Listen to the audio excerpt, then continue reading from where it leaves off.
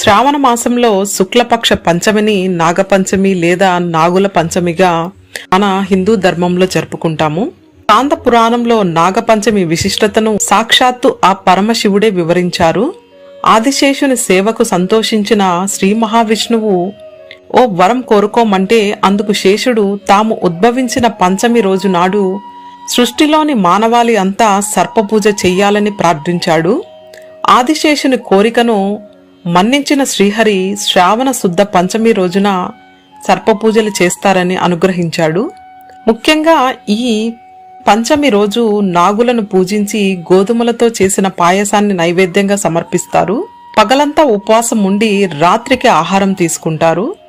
నాగపంచమి రోజున నాగులను పూజించిన వారికి విషబాధలు ఉండవని, పవిత్రమైన ఈ రోజున సర్పస్తోత్రాన్ని పారాయణం చేసిన వారికి ఇంద్రియాల వల్ల ఏర్పడే